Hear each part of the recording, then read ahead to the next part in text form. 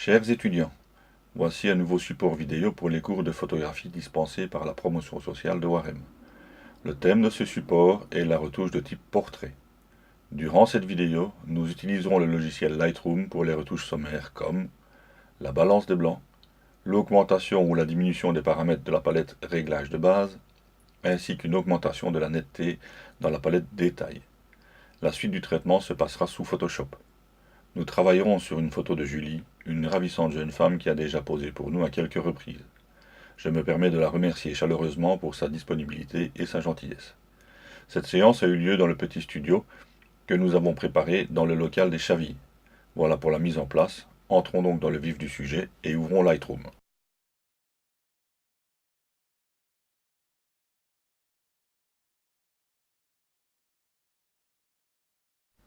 Nous voici dans Lightroom. La séance photo s'est réalisée avec deux flashs de studio. Le premier était équipé d'une softbox de 70 sur 100 et le second d'un bol de 23 cm avec un tissu translucide devant lui. Nous allons donc changer les paramètres suivants.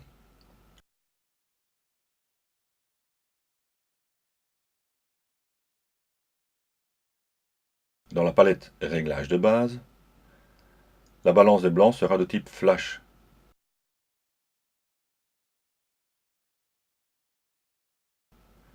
L'exposition sera augmentée à plus 0,2. Les hautes lumières seront augmentées à plus 10.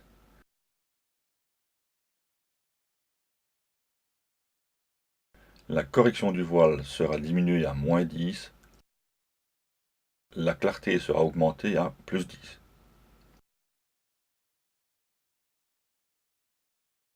Passons maintenant dans la palette Détail et augmentons le gain à plus 70.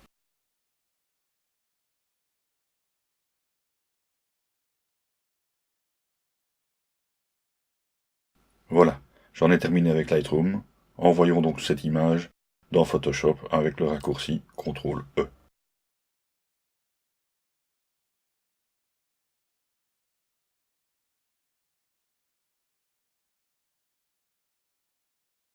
Nous voici dans Photoshop.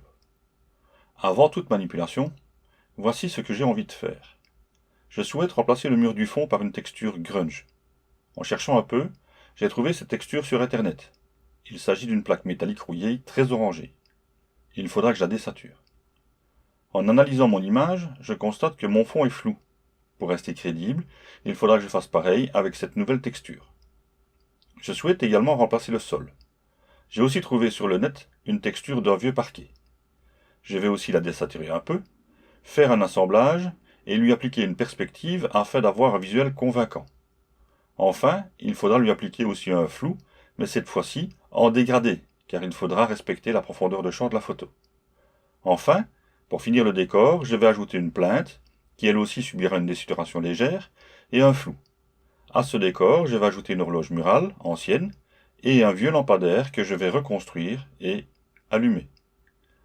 Mon décor finalisé, je vais m'occuper de la partie portrait. Pour cela, je vais travailler la texture de la peau avec un speed frequency, le micro-réglage de la lumière avec un dodge and burn, et l'apparence des yeux avec le filtre Viveza 2 et un calque de reflet. Voilà le boulot à faire. Donc la première des choses que je vais réaliser sur ce portrait, c'est plusieurs sélections. La première, ce sera une sélection de Julie. La deuxième sera la sélection de la chaise. La troisième sera la sélection de l'ombre légère. Et la quatrième sera l'ombre intense. Lorsque je dois faire des sélections complexes, en général, je travaille avec un mode masque avec un pinceau à dureté maximum. On passe dans le mode masque grâce à l'icône que je viens de mettre en évidence. Ce mode masque travaille de deux manières opposées, en zone masquée ou en zone sélectionnée. Pour connaître la méthode que j'utilise, il suffit de faire un double clic sur l'icône repérée ci-avant. Pour ma part, je vais travailler en mode zone sélectionnée.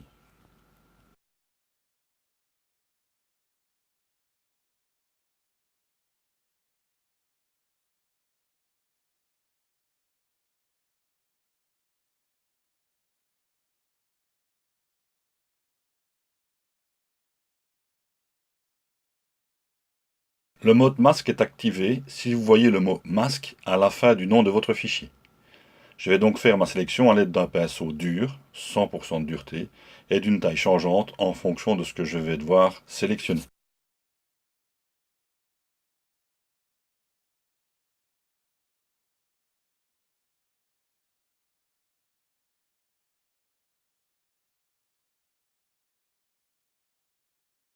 Pour être certain de ce que je vais faire, j'appuie sur D pour restaurer les couleurs par défaut.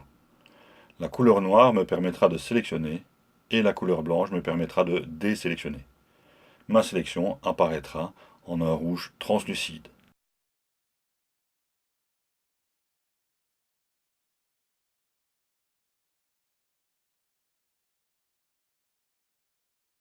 Je vous montre le début de la sélection.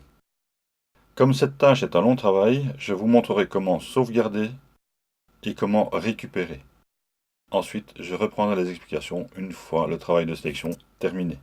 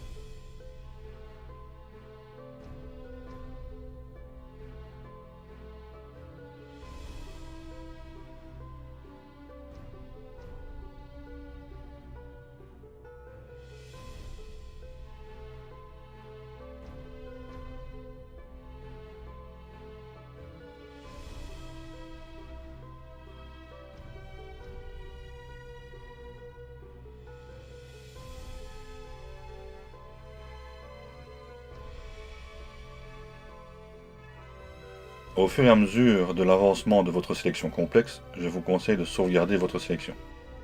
Cela se fait par l'intermédiaire d'une couche. L'opération de sauvegarde se fait par le menu Sélection, Mémoriser la sélection. Dans la boîte de dialogue qui apparaît, choisissez Nouveau et nommez la nouvelle couche. Dans mon cas, elle va s'appeler En cours.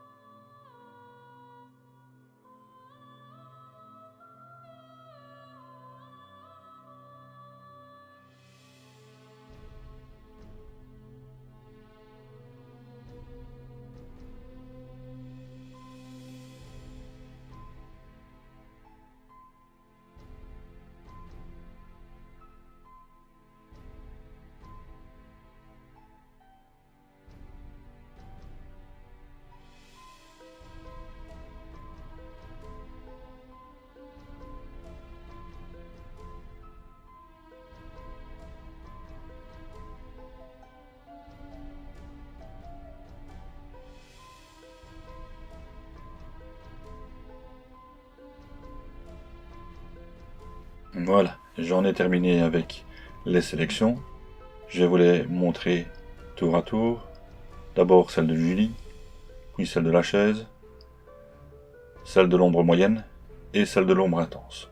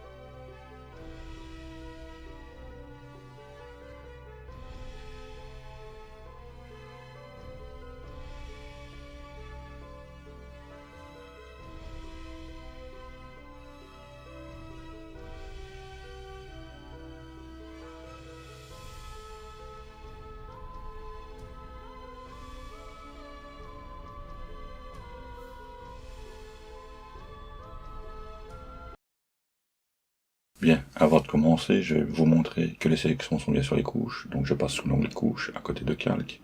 Voici la sélection de Julie. Voici la sélection de la chaise. Voici la sélection des ombres moyennes. Et voici la sélection des ombres intenses.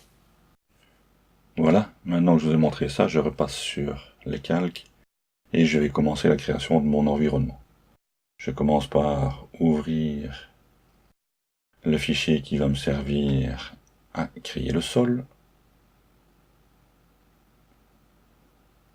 Voilà, ça vient sous forme d'onglet, je le déplace légèrement vers le bas, je prends l'arrière-plan et je le glisse sur la photo montage. Ce message avertissement, vous le validez, je vous expliquerai en classe ce que c'est. Voilà. Maintenant, je vais déplacer ce calque. Je vais lui faire une rotation à 90 degrés. Comme on peut le remarquer, la texture n'est pas large assez. Donc ici, je vais dupliquer le calque. Je vais le déplacer.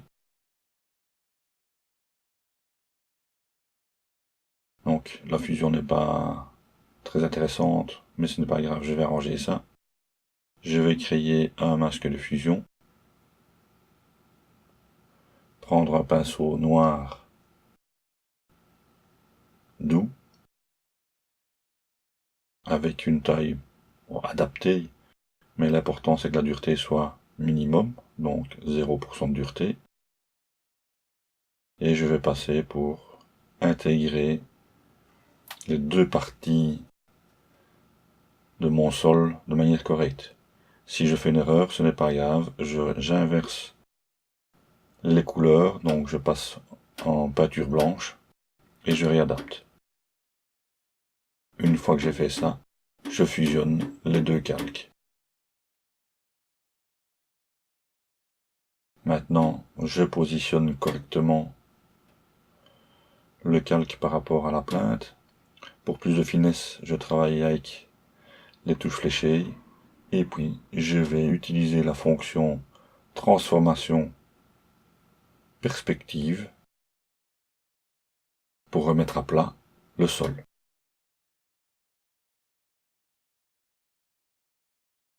Bien dézoomer, de manière à avoir les paniers de dimensionnement.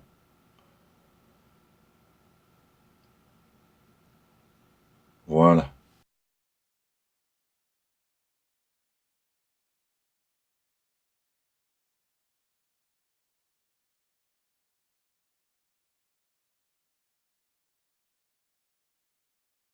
Le sol terminé, je vais faire pareil avec mon mur. Donc je prends ma texture que j'ouvre. Sous forme d'onglet, je glisse vers le bas. Je prends l'arrière-plan. Je le glisse vers ma photomontage. Le même avertissement. Je ferme le fichier d'origine. Voilà. Je vais de nouveau faire pivoter à 90 degrés.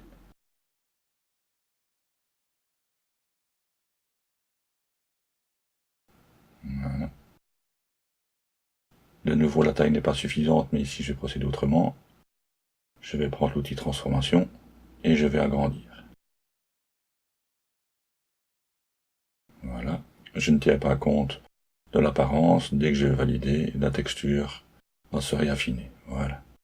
Il ne reste plus qu'à l'aligner. Voilà. Donc moi ce que je souhaite, c'est avoir l'espace pas trop foncé, beaucoup plus bas.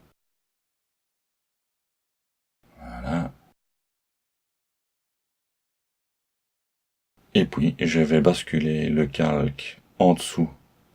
Donc le calque du mur en dessous du calque du parquet. Voilà, il me reste à renommer les deux calques. Donc, le calque numéro 1 va prendre le nom de texture mur.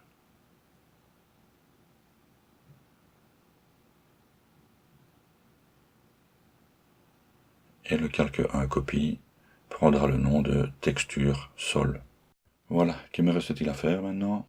Sélectionner la texture du mur, prendre un calque de réglage de type teinte saturation, de diminuer la saturation de manière à ce que le rouge orangé ne soit pas trop vif. Donc je vais descendre la saturation à moins 80.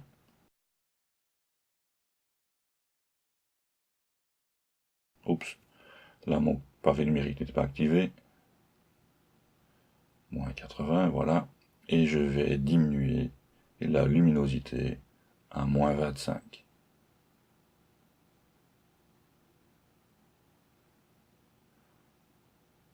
Pour que ces paramètres ne s'appliquent qu'à la texture du mur, je vais créer maintenant un masque d'écrêtage entre le calque de teinte saturation et le calque texture du mur. Je fais pareil pour la texture du sol. Cette fois-ci, je crée le masque d'écrêtage tout de suite de manière à mieux visualiser ce que je fais. Et je diminue la saturation à moins 50. Non, moins 55. Et la luminosité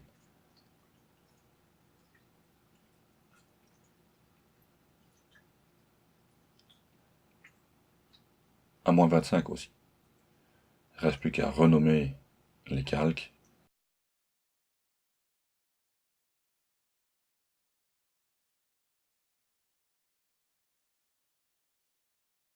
Non, je vais l'appeler désaturation mur.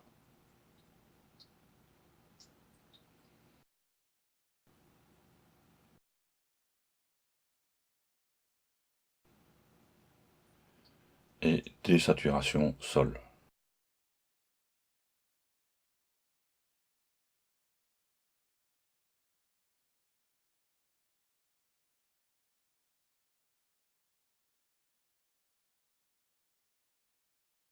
Bien, après ça, nous allons travailler la jonction entre le mur et le plancher à l'aide d'une plainte.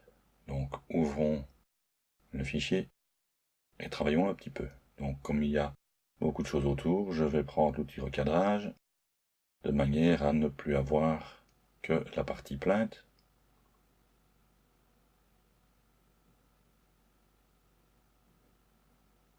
Voilà, je valide le recadrage. Et maintenant, je vais supprimer les vis dans la plainte. Donc pour ça, je vais prendre l'outil sélection rectangulaire. Je vais encadrer une vis et puis le mot magique, édition, remplir, avec le contenu pris en compte. Voilà. J'ai fait pareil pour les deux autres vis.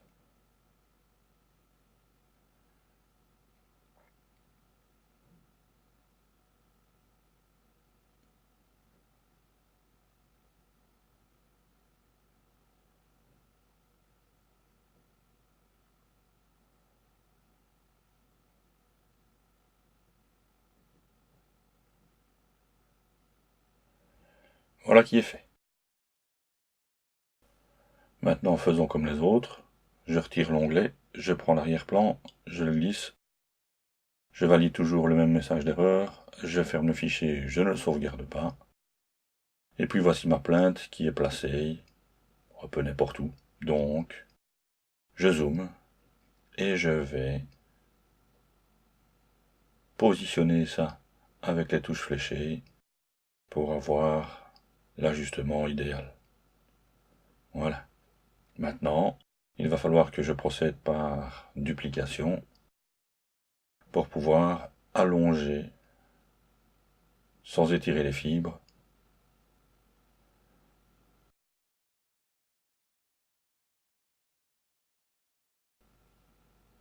Voilà, je positionne. Ensuite, je crée un masque de fusion, toujours pour atténuer. Le pinceau avec une peinture noire.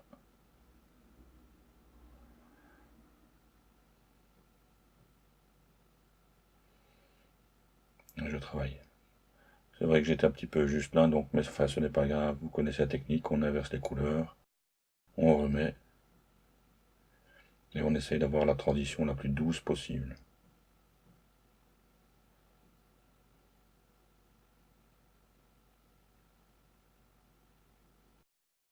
Décidément, je suis plutôt maladroit. Voilà qui est mieux. Donc, comme nous avons fait pour le sol, on va fusionner les deux calques, et puis je vais continuer à augmenter sa taille, donc en dupliquant, en déplaçant avec les touches fléchées.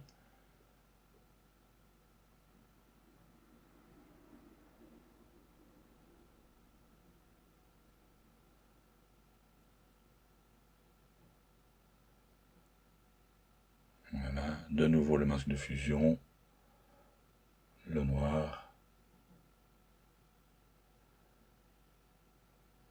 et la transition délicate. Et puis de nouveau, sélectionner les deux calques, les fusionner, le dupliquer et le déplacement.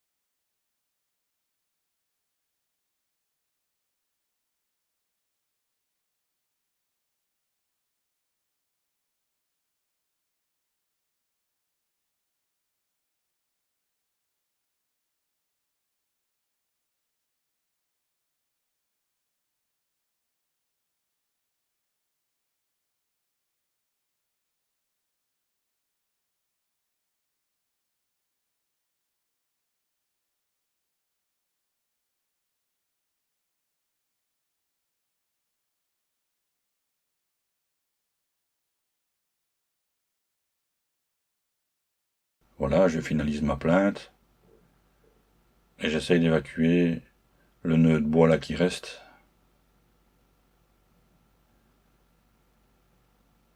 Voilà qui est fait. Donc je ne me tracasse pas par les petits points blancs qui montrent une reproduction de motifs. Ça ne me dérange pas parce que de toute manière, je vais retravailler cette plainte. Donc ici je renomme le calque. Ensuite le calque de teinte saturation. Le masque d'écrêtage. Et ensuite je désature.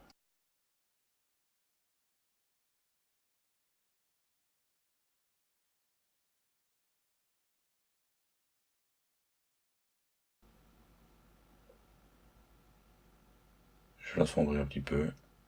Donc la désaturation pardon, sera moins 40.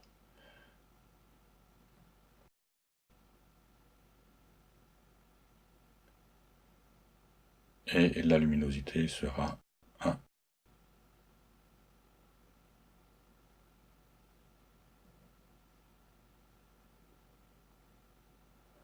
À moins 20 pour finir. Donc je renomme aussi le calque. Désaturation plainte.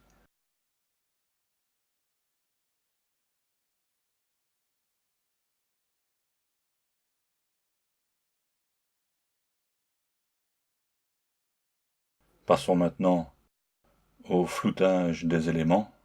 Donc je commence par le mur. Filtre. Flou. Flou gaussien. Et je vais attribuer un rayon qui me conviendra.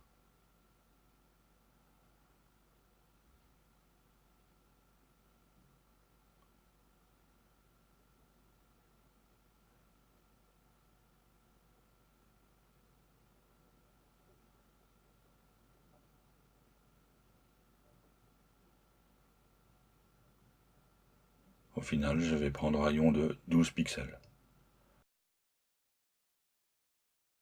Maintenant, nous allons travailler sur le flou de la texture sol. Donc ici, il va falloir que je procède différemment puisqu'il va falloir que je fasse un flou en dégradé. Donc pour ça, j'ai dupliqué le calque. J'applique un flou gaussien. Je pense que je vais garder le rayon de 12 pixels, ça me convient bien. Et puis pour pouvoir atténuer, je vais créer un masque de fusion. Je vais prendre l'outil dégradé, de noir vers le blanc, et puis je vais étirer une ligne bien droite. Je fais ça avec la touche Shift, et je vais regarder jusqu'à ce que ce soit, que cela corresponde en tout cas à la profondeur de champ de mon image. Voilà. Donc ici, il va falloir fusionner les calques. Alors la fusion des calques ne fonctionne pas si j'ai un masque d'écrêtage. Donc ici, j'enlève le masque d'écrêtage. Je fusionne les deux calques. Et puis, je replace le masque d'écrêtage. Il me reste à faire le flou sur la plainte.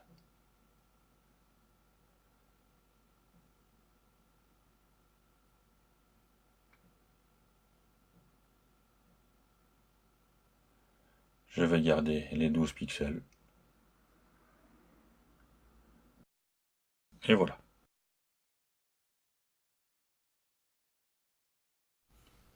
Bien, continuons. Donc, je vais d'abord remettre le calque de saturation en premier lieu. Et puis, je vais ouvrir le fichier qui va contenir mon horloge ancienne. La voici. Alors, je vais prendre l'outil sélection rapide pour enlever le blanc. Donc, je clique une première fois, puis je mets la touche Shift et je clique sur les autres carrés blancs. Voilà, comme ça j'ai l'intégralité. Pour pouvoir effacer, il faut que je transforme l'arrière-plan en calque. Donc double-clic sur l'arrière-plan, il l'appelle calque 0. Je peux effacer, voilà. Je désélectionne. Je reprends mon onglet que je balance vers le bas, et puis je fais glisser mon calque vers mon montage. Je n'enregistre pas. Je la déplace, CTRL-T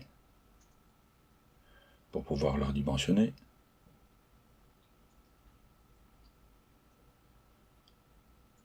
Voilà, je valide. Maintenant, je vais lui mettre une ombre portée. Donc, double-clic sur la zone grise du calque pour faire apparaître les styles de calque. Je sélectionne ombre portée. Alors, je vais faire apparaître l'ombre vers le bas, j'aurai plus facile de voir ce que ça va donner. Donc, je vais jouer sur la taille, mais ça ne m'arrange pas. Voilà, la distance. Et puis, je la rebalance vers le haut, puisque l'éclairage vient du bas vers le haut.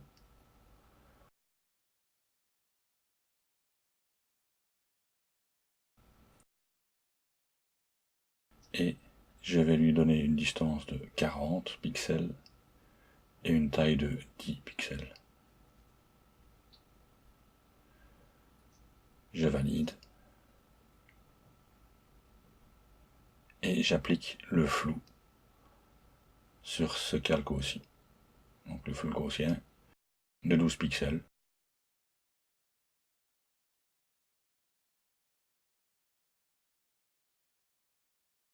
Passons maintenant au lampadaire. Là, il y a un peu plus de travail. Donc j'ouvre le fichier. Je veux faire la sélection, donc je vais plutôt faire la sélection de la lampe plutôt que désélectionner l'arrière-plan. Donc toujours le même outil. Et puis je clique. Et je descends sur les zones qui doivent être sélectionnées. J'ai la chance d'avoir un beau contraste entre les deux, donc ça va aller tout seul. Maintenant ici, comme je souhaite supprimer l'arrière-plan, je vais intervertir ma sélection. Transformer l'arrière-plan en calque. Effacer. Désélectionner.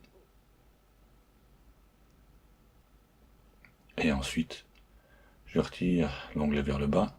Je le remonte un petit peu pour avoir un peu plus de place. Je prends le calque, je le glisse sur le montage. Je ferme le fichier que je n'enregistre pas. Et je positionne plus ou moins la lampe où elle doit être.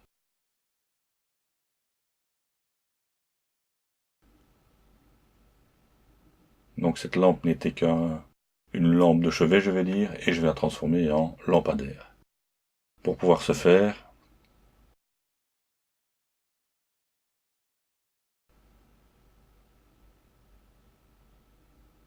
je vais sélectionner l'abat-jour, le mettre sur un calque séparé.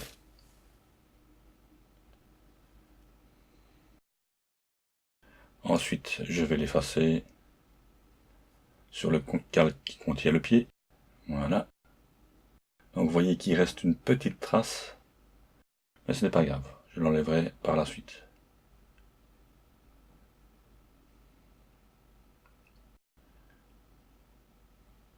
Donc ici je souhaite remonter l'abat-jour, de manière à déterminer plus ou moins une certaine hauteur.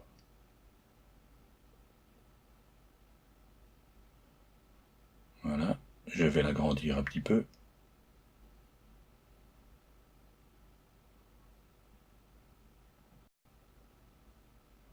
Voilà, c'est fait.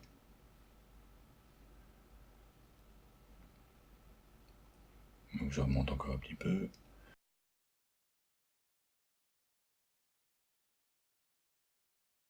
Et puis, je vais reconstituer le pied. Alors, s'il est aussi grand, c'est simplement parce qu'il reste des traces de l'ancien abat-jour. Donc là, je l'épaissis un petit peu. Je valide.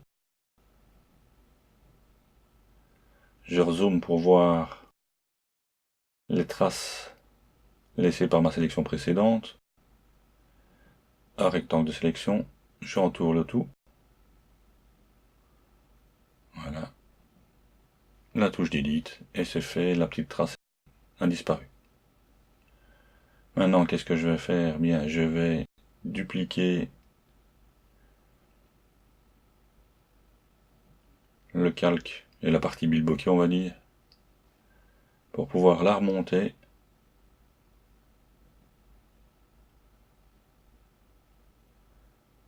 Voilà.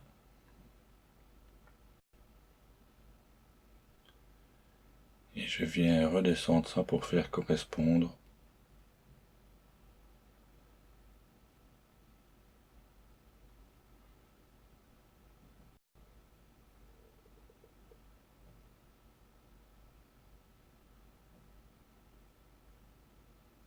Voilà.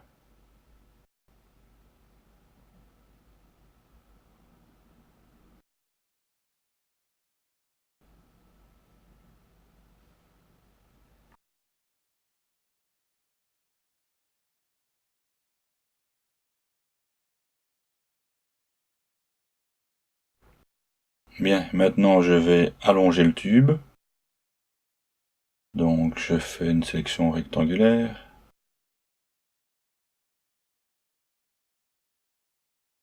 Je suis sur le calque 4, d'accord.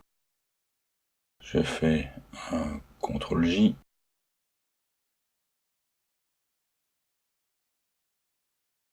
Et puis je vais remonter cet allongement.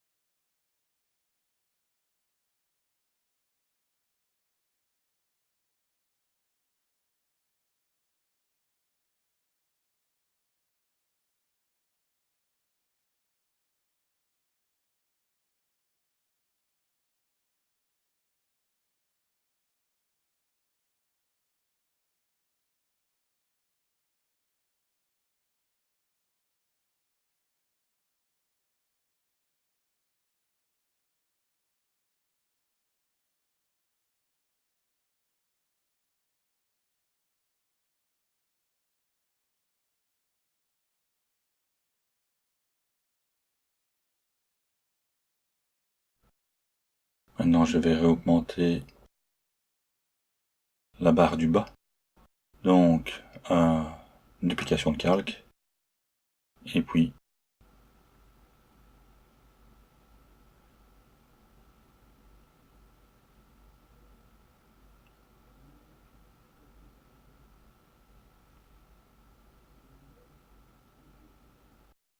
je vais sélectionner le trépied.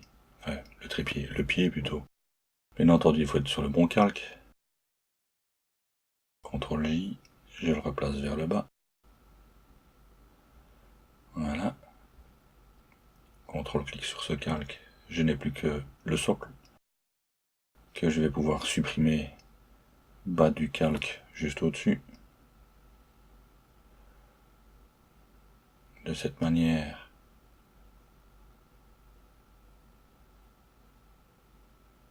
je vais pouvoir remonter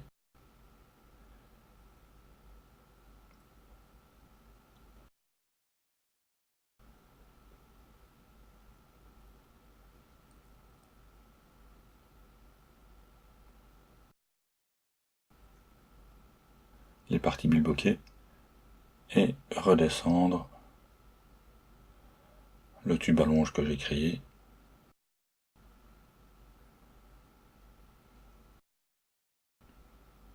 Et comme vous le voyez, il reste encore un petit fantôme de la sélection, ce n'est pas grave, ça va disparaître.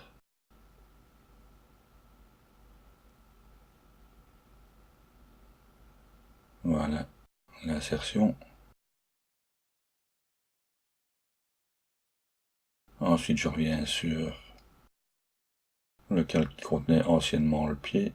Voilà, là voilà qui a disparu. Je peux dézoomer. Voilà mon lampadaire. Maintenant le bleu qui est là au-dessus, ne me convient pas. Donc je vais changer sa couleur.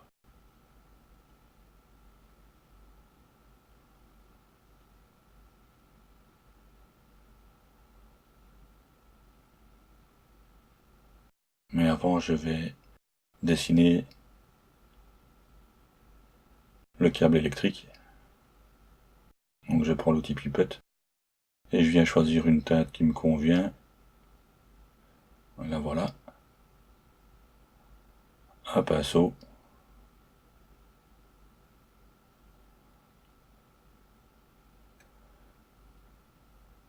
Une taille relativement faible et puis alors surtout venir avec une dureté maximum. Voilà. Alors, pour dessiner le câble, je vais faire ça sur un calque seul. Voilà. Un nouveau calque. Et je peux tracer le câble électrique. Je vais le repositionner correctement. Voilà.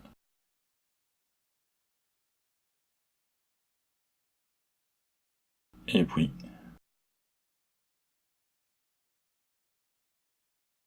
je vais fusionner les calques qui font le pied et la cordelière électrique.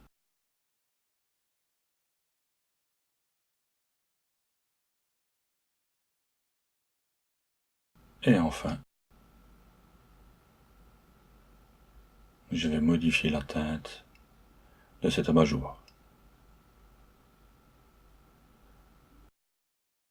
Je sélectionne le calque. Je viens chercher un calque de type teinte saturation. Je fais un masque à décrétage. Et puis surtout, je viens d'abord cocher la case coloriser.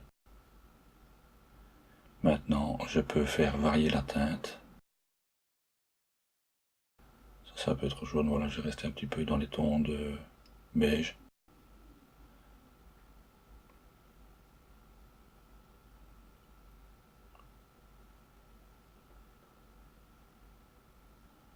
Voilà, je trouve que ce ton-là me convient. Reste plus qu'à faire une chose maintenant, c'est fusionner l'entièreté pour avoir mon calque lampadaire.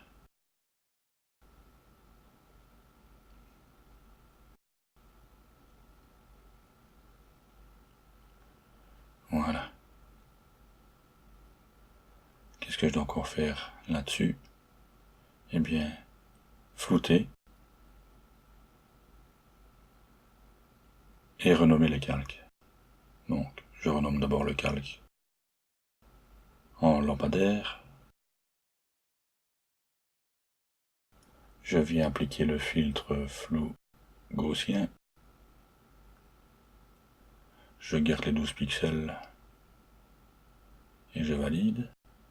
Voilà. Et je renomme enfin le calque que j'avais laissé qui s'appellera horloge. Voilà. Prochaine étape, ça va être allumer le lampadaire.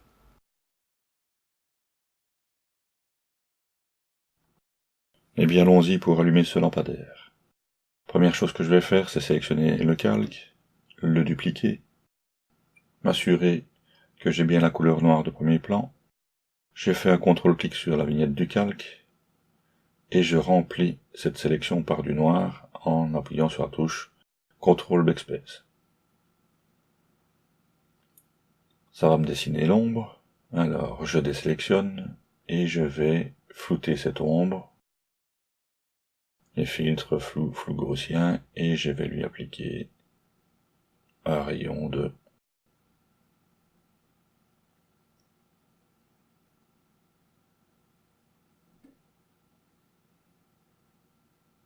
60 pixels. Je valide.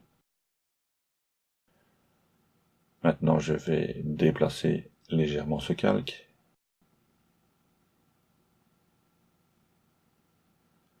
Donc, je vais avoir une orientation un peu vers le haut. Je vais diminuer légèrement sa taille.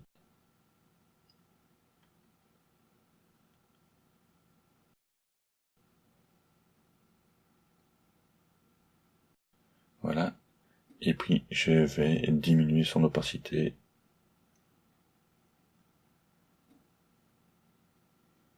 Aux alentours des 60%. Ensuite, je déplace le calque sous le calque du lampadaire et je le renomme en ombre lampadaire.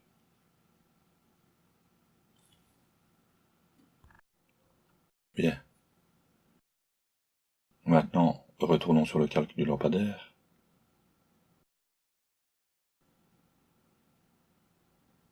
Je crée un nouveau calque. Et puis je viens chercher l'outil lasso polygonal. Et je trace une ligne qui va me permettre d'aller en suivant l'angle fait par l'abat-jour, d'aller jusqu'au sol.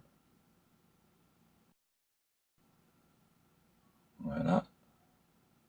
Je vais rejoindre l'autre angle. Bon, c'est approximatif.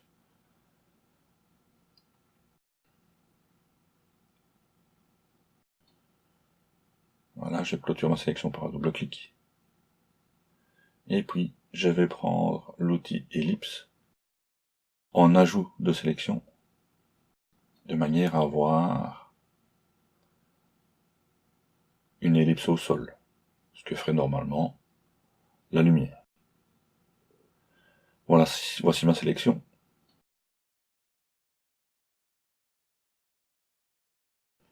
Je vais choisir une couleur jaune pâle.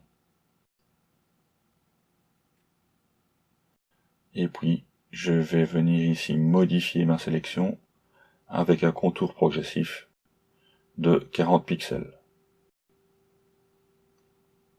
Voilà qui est fait. Je peux maintenant remplir ma sélection avec le jaune que j'ai sélectionné.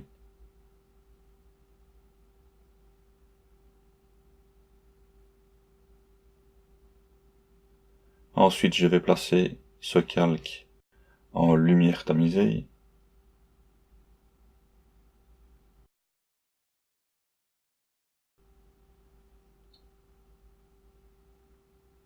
Je vais réduire l'opacité.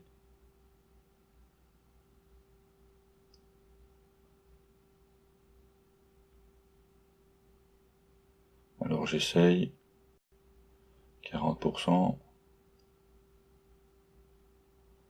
Je vais essayer 30% aussi. Et le 30% me convient mieux. Et puis je vais déplacer ce calque sous le calque du lampadaire.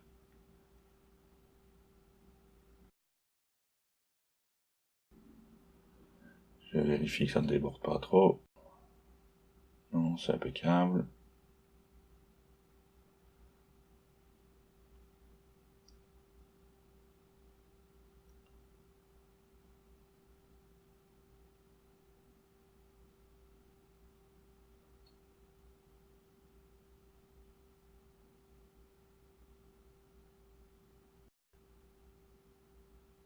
Donc je renomme le calque maintenant.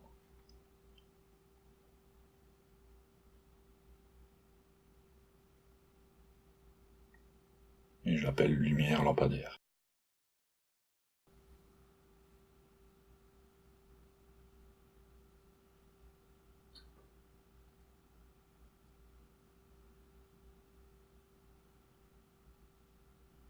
Voilà qui est fait.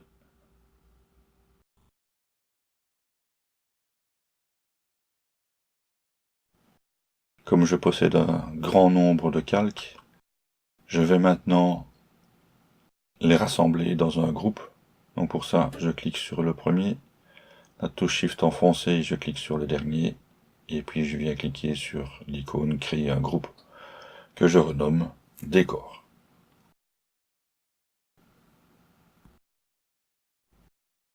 Bien maintenant, il s'agit de faire réapparaître notre modèle maintenant sur notre nouveau décor. Donc pour ça, je vais sélectionner l'arrière-plan.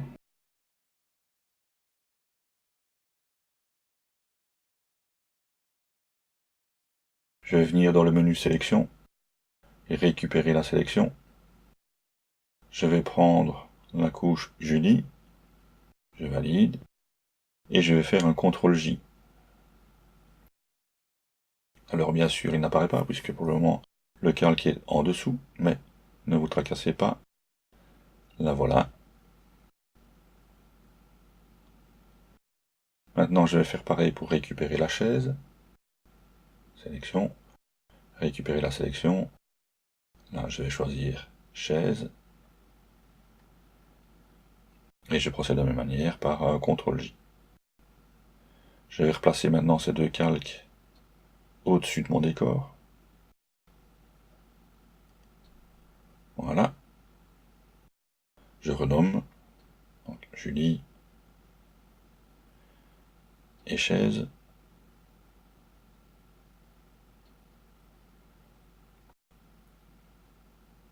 Maintenant, je vais venir rechercher les ombres, mais les ombres, je vais les générer sur un calque, je ne vais pas récupérer, je vais générer. Donc pour ça, je viens créer un nouveau calque.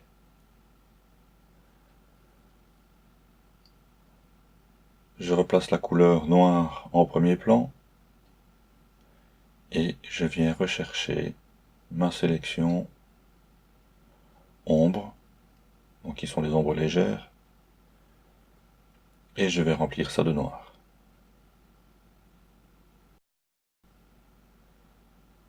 Voilà, je vais désélectionner.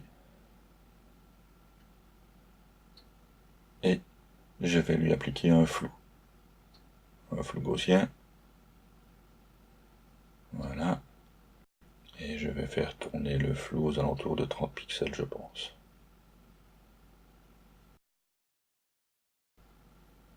Oui. Je valide. Et je devais diminuer l'opacité.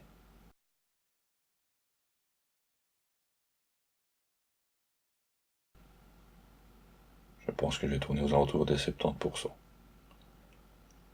J'essaye 60, je trouve que c'est un peu faible.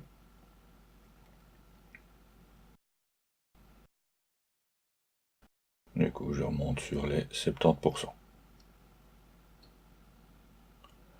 Voilà. Je renomme le calque. Ombre légère. Et je replace le calque sous la chaise. Voilà. Maintenant, je dois encore travailler les ombres intenses, donc je refais un nouveau calque. Je récupère la sélection.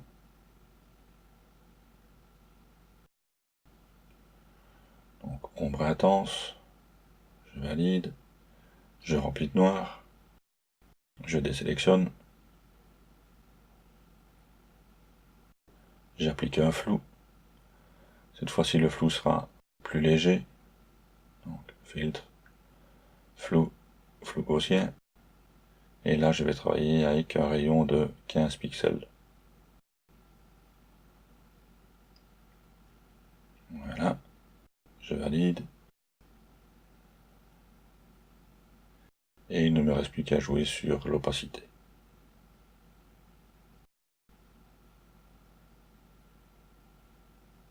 Donc l'opacité devrait tourner aux alentours des 70%.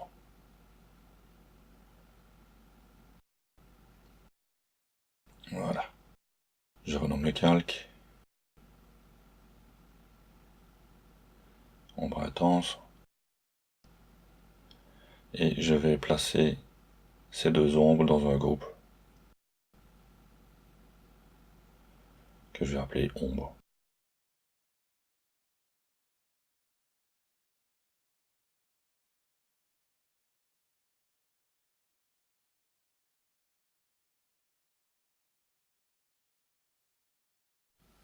Voilà. Ceci met fin à la première partie de ce cours. Nous y avons fait des sélections difficiles, créé un nouveau décor relativement complexe.